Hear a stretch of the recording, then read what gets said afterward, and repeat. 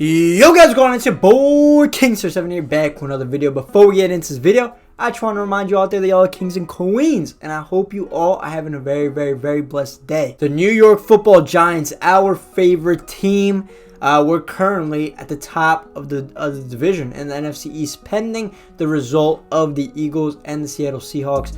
My prediction, I think the Seahawks are going to win, and I do think we're going to see some Jalen Hurts tonight.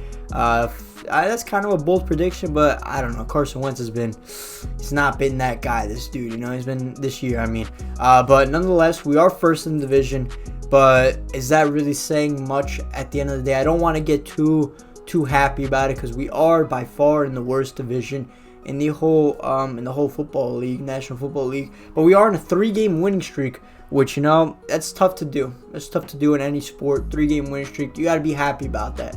We came off that bye with the same intensity, playing at the same intensity that we had before entering the bye.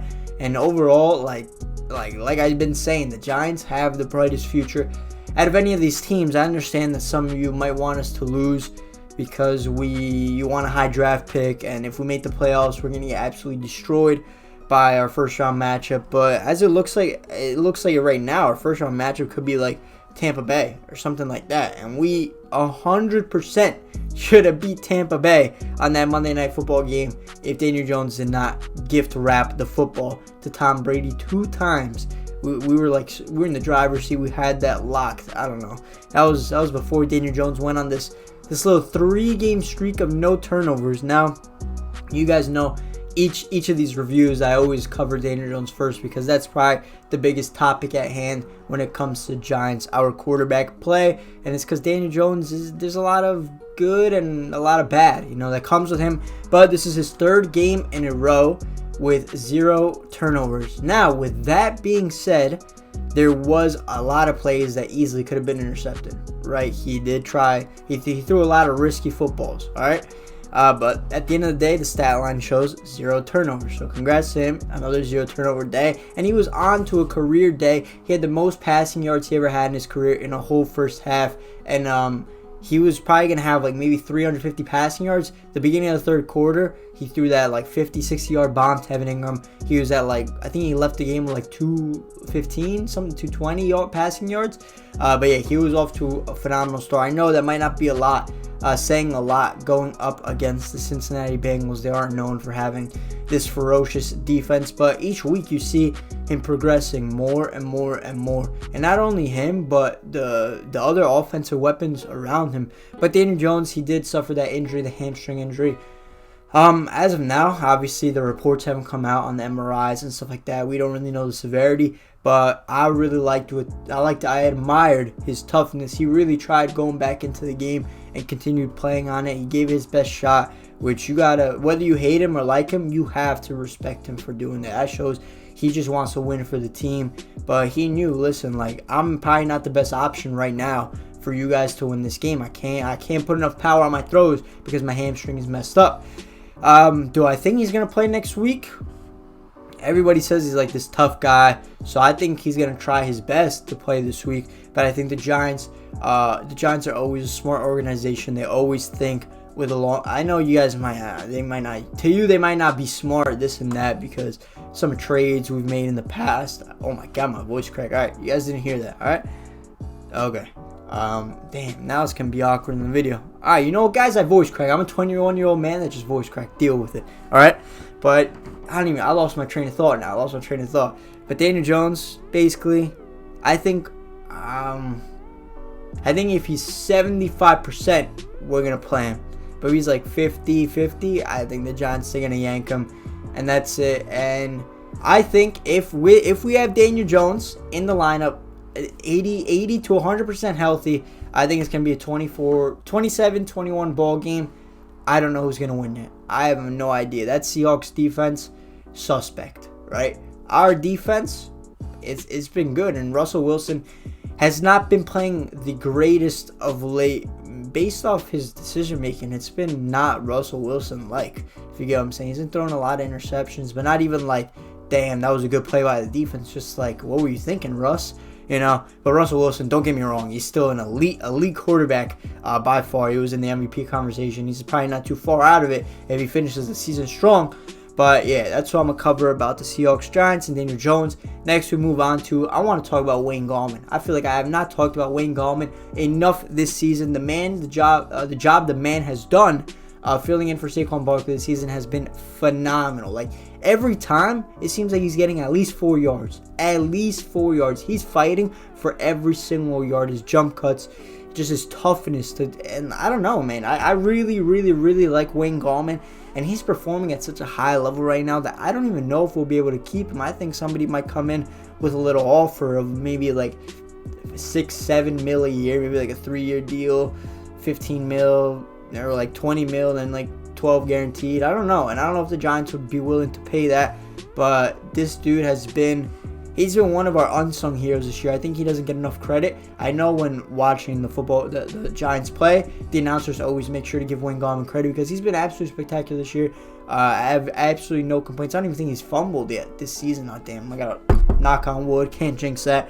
But yeah, he's been spectacular. Now, the wide receivers, Slayton had zero catches. That was a little weird, you know. But Evan Ingram had a really, really good day. That first huge catch he had, he's got that 4.3 40. How did he not run into the end zone? I was just like, how'd you get caught right there? I think he was just worried about who was behind him and like getting tackled. Like, I don't know. I feel like if he just looked forward and just ran as fast as, I'm pretty sure that was a touchdown. But he also did have that fumble, which with Evan Ingram, you get greatness. Well, not greatness. That's a little too much. You get good and you get bad. Like, there's been a lot of plays this season where he's fumbled or it's came off his hands for an interception or he's just straight up dropped the football. But then you see this potential that he has getting open. He's a complete mismatch for linebackers. And he made a great catch on the left-hand side in the third quarter for like the 50-60 yards. Like, that was just a great catch, right? Sterling Shepard and Golden Tate did a really good job at moving the chains with their catches. Like, overall, the offense did amazing. The offensive line, can we please get Cam Fleming out of there? Like, can we please get Cam Fleming out of there? Why? Actually, Matt Purr was on COVID, right? He had COVID. That's why he didn't play this week. But Matt Purr just needs to start at right tackle. Please get Cam Fleming out of there. Like, I don't understand why we're still playing him. Like Matt Purr has shown the capability at left tackle, let alone right tackle. He's shown the capability that he's more than capable of filling in and being an NFL starter, right? Especially, but I'm pretty sure he didn't play because COVID, if I'm not mistaken. But yeah, get Cam Fleming out of there. I'm pretty sure a lot of you will agree with me on that. Now let's move on to the defensive side of the football. I understand we're going up against Brandon Allen. I think he's 1-2 or 1-3 in his NFL career. He's never been highly thought of. This is probably going to be the last time he ever starts. Like, these couple games he's going to get for Joe Burrow, like, this is going to be the last of him we probably ever hear. I hope not. I hope, maybe I'm not, like, I'm always rooting for the underdog, right? So I hope he becomes an NFL starter one day, but I don't think he will. All right. But the Giants defense, understanding that we're going up against a quarterback that probably won't be in the league in a year or two,